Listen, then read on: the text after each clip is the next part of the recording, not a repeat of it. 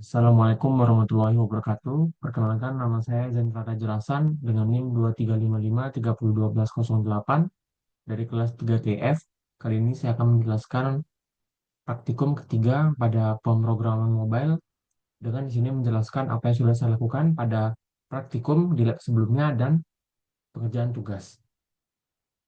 Masuk ke overview atau ini ya.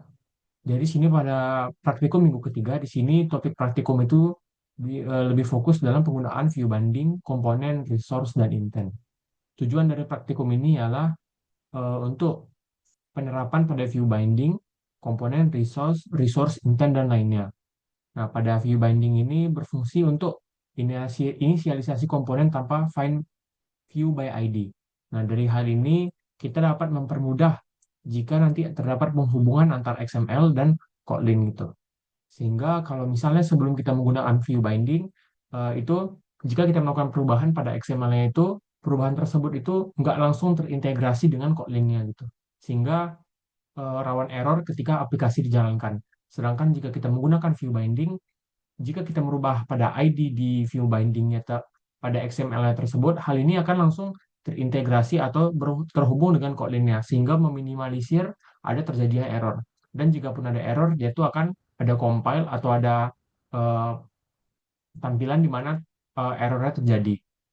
Lalu pada komponen ini, di sini pada komponen itu dia lebih fokus pada penggunaan seperti margin, top, horizontal, vertikal, lalu ada match parent, di mana match parent ini berfungsi sesuai dengan fungsi dari marginnya tersebut. Kalau misalnya width, dia akan memanjang ke seluruh halaman dari kiri ke kanan full gitu. Kalau dia vertikal, dia akan memanjang ke vertikal atas bawah dengan ukurannya itu full penuh gitu. Terus di sini ada resource. Nah, pada resource ini kita menggunakan em, resource itu sumber sumber seperti gambar untuk logo, terus ada font untuk font tulisan, terus ada warna dan teks ini.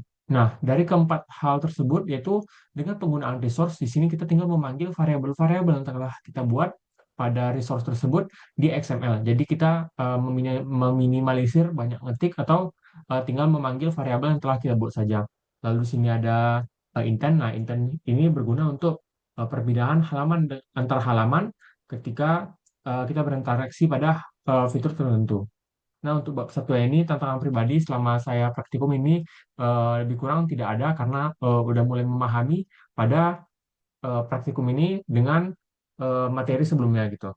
Nah, untuk langkah kunci dan keputusan desain di sini saya lebih fokus pada simetris, lalu usahakan dimulai dari yang minim error terlebih dahulu dan tata letak. Nah, pada error yang saya temukan di sini di bagian fontnya, di mana pada bagian font itu harusnya itu menggunakan eh, seluruh huruf kecil dan kalau misalnya ada untuk menyambung kata, misalnya dari satu kata ke satu kata lain itu menggunakan underscore gitu, bukan strip tengah. Jika kalau misalnya saya menggunakan huruf kapital dan strip tengah itu akan error seperti gambar di sini. Nah, dan analisisnya itu karena salah penginputan nama font. Lalu untuk langkah perbaikannya itu saya ubah dari besar yang seperti ini menjadi kecil dan underscore sehingga font bisa digunakan. Nah, pada kesulitan ini di praktikum ketiga yaitu saya mengalami kesulitan di mana Android Studio ini kan beda dengan VS Code. Jadi kalau di VS Code itu kalau misalnya kita coba masuk ke dalam Android Studio-nya itu misalnya di sini. Nah, misalnya saya mau hapus bagian di sini. Nah, kalau misalnya saya mau hapus bagian sini, biasanya bisa menjorok ke dalam gitu. Sedangkan ini nggak bisa menjorok ke dalam, dia menjorok keluar maksud saya. Nggak bisa dia tuh masuk ke bagian sini ya gitu. Bagian sebelah kiri itu nggak bisa gitu. Mungkin bisa tapi saya belum tahu. Tapi itu saya bilang saya di sini mengalami karena belum tahu itu tidak bisa. Kalau di VS Code harusnya bisa ya. Jadi kalau saya delete dia tuh langsung naik ke atas gitu. Sedangkan di VS Code bisa. Nah, hal ini itu mempengaruhi saya dalam penerapan seperti fungsi-fungsi yang di bawah ini gitu.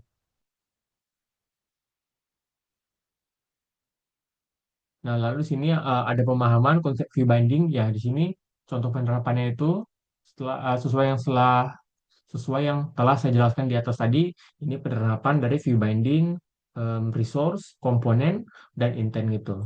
Nah, ini merupakan halaman sebelum eh, saya menggunakan intent, maksudnya di sini halaman awalnya. Nah, ketika saya nanti akan klik login yang akan saya demokan, dia akan berpindah ke halaman ininya. Nah, saya ketika kembali ke login, dia akan kembali ke halaman sebelah kirinya ini. Nah, untuk hubungan dengan materi yang ini, dikarenakan pada minggu sebelumnya itu lebih ke dasarnya, itu penggunaan Kotlin, activity, terus ada layout. Nah, pada temuan ini lebih fokus ke lebih mengulik lah fitur-fitur apa saja yang terdapat gitu pada Android Studio, seperti color, string, font, terus ada view binding yang memudahkan pengguna gitu agar kurangnya error. Lalu ada intent buat berpindah halaman dan lainnya. Langsung saja kita masuk ke demonya. Sebelumnya itu saya memilih desain ini sebagai materi saya, yaitu di sini tugas proyek saya yaitu pemesanan lapangan tiket futsal atau lapangan. Nah, seperti ini. Nah, alasan saya memilih desain ini karena dari semua desain, yaitu dari semua desain terhadap booking lapangan saya hanya mendapatkan ini. Langsung saja kita masuk ke penerapan atau demonya.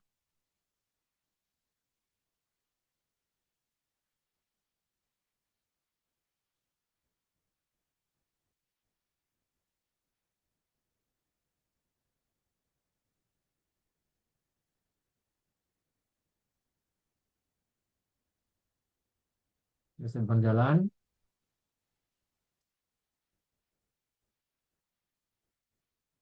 Nah, untuk kode itu ya ini terdapat binding, di mana binding ini langsung tersambung dengan XML.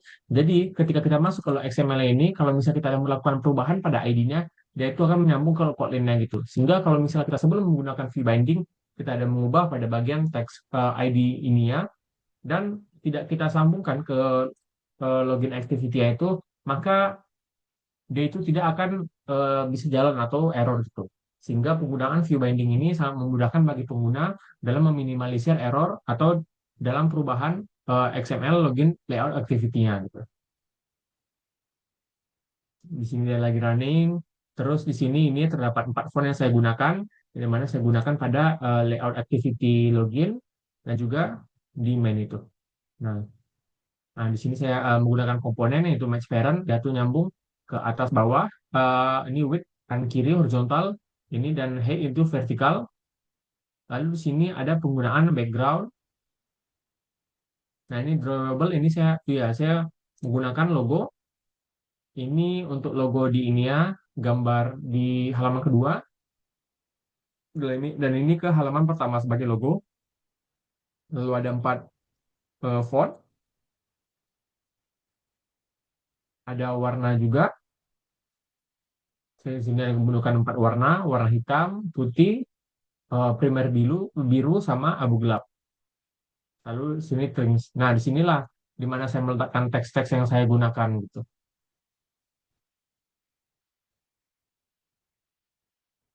yang saya gunakan.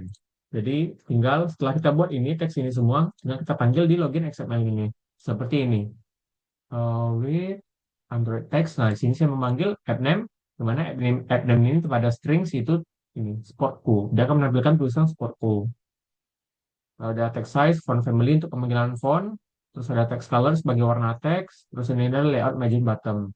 Ini untuk pemanggilan warna, background tint. Nah, di sini,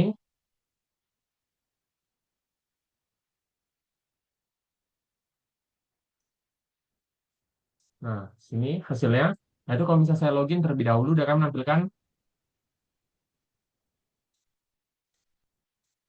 dia di sini akan menampilkan adanya peringatan bahwa harus mengisi username dan ini terlebih dahulu, dan password terlebih dahulu. Agak sedikit nge-lag. Jadi sini saya buat saja, Zayan,